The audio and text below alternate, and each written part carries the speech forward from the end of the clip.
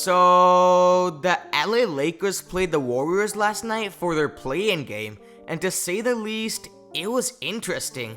It was playoff atmosphere, the intensity was there, and it was an entertaining game overall. The return of the LeBron James versus Steph Curry saga. But there were some few concerning things that we saw from the Lakers that need to be addressed ASAP, or else it's not going to look good into the series versus the Phoenix Suns. But before we can discuss those flaws and get into the video, please make sure to subscribe, hit that like button, and turn on the bell so you guys get my videos right away. The next couple of videos you guys don't want to miss, as it's all going to be playoff coverage. But with all that being said, let's get right into the video. Coming into this game, we all knew that the Lakers had one big advantage, and that was size. The Lakers are bigger than the Warriors in every single position 1 through 5, and before the game started, I stated that the Lakers need to play bully ball in order to be successful and win this game. But coming into the first half, that's not how the Lakers played. LeBron and Anthony Davis were combined 3 for 19 from the field, which is 15%. That's absolutely pathetic from your two superstars on the Lakers. And LeBron James was getting clamped by Andrew Wiggins. We have to give Andrew Wiggins props. He was holding his own against LeBron James with a skinnier frame. Even he got a block on LeBron. I'm really impressed with what the Warriors have transformed in Andrew Wiggins' defense, as he's really become an elite defender.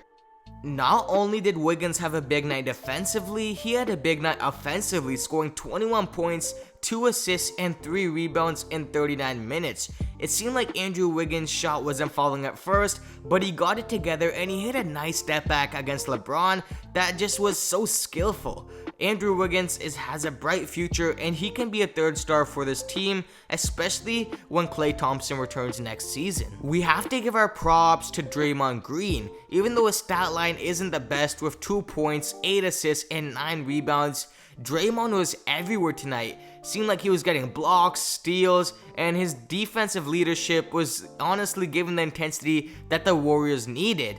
You know, he was guarding Anthony Davis, holding his own. He was guarding Drummond, and they were honestly clamped in the first half. Anthony Davis could not get it going scoring-wise. His shot was not falling, and a lot of that was because of Draymond Green's defense. He was vocal on the court, and he was holding his own, grabbing rebounds, and pushing the tempo. Draymond Green going into next game is going to be a big part of the Warriors. Overall, in the first half, the Lakers just could not get it going. Their shots weren't falling. LeBron and Anthony Davis basically weren't even part of this team. They were just on the floor. You know, just easy shots weren't falling. And then the third quarter is where it all changed. The Lakers picked it up, LeBron started heating up, and the Warriors were being careless, and their turnovers were costing them. LeBron James finished the game with a triple-double and an impressive stat line with 22 points, 10 assists, and 11 rebounds in 35 minutes.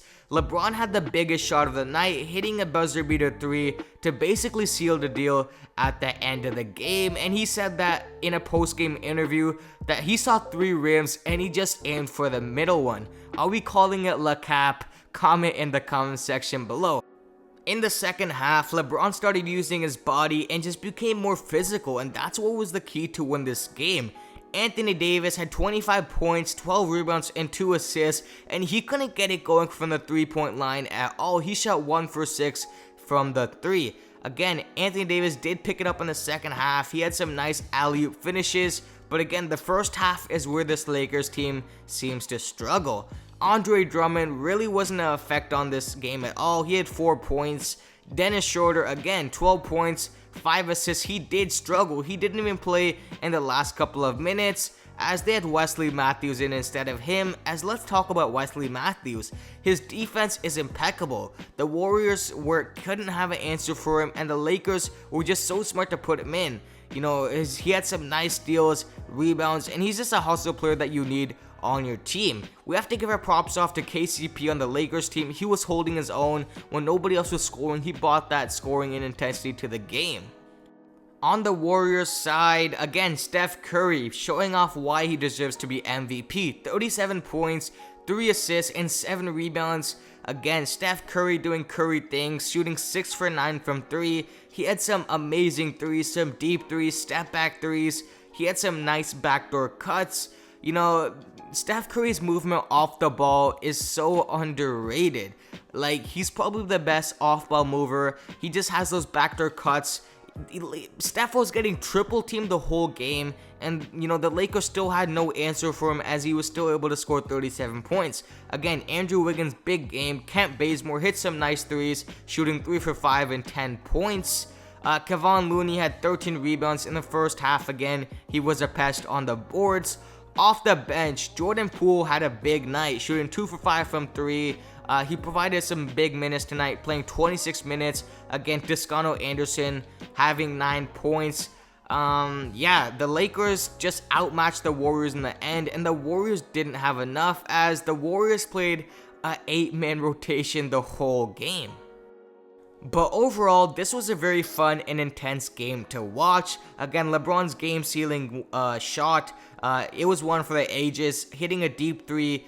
Apparently, he saw 3 rims. I don't know how I feel about that, if he's capping or not. But to hit it in Steph Curry's face was really ironic. And it was just fun to see the saga continue. But now for the Lakers, there is some things that I want to address that, you know, if they're going to play the Suns in their first series, it's not going to look good, as the Suns are a much better team than the Warriors, because the Lakers can't start off the way they did against the Warriors against the Suns.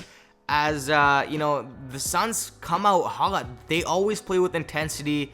You know, that team is just too stacked. CP3, Devin Booker.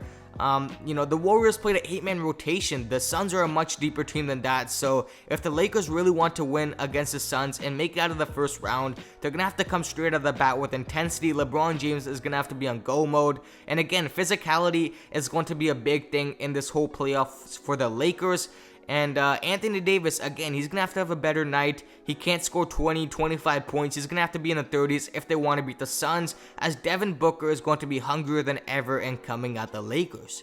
Overall, I'm not really impressed by this win over the Warriors. Of course, the Warriors are a good team, but how do we expect the Lakers to win against the Suns when they can barely beat an 8-man rotation team of this Warriors?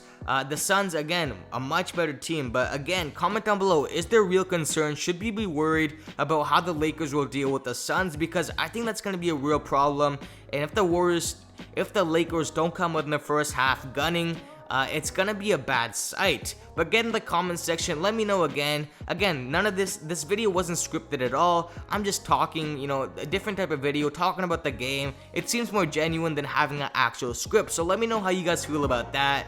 Make sure to subscribe, hit that like button, and turn on the bell. And again, let me know, are you impressed by this Laker win? And is there actual concern heading into the first playoff round versus the Phoenix Suns?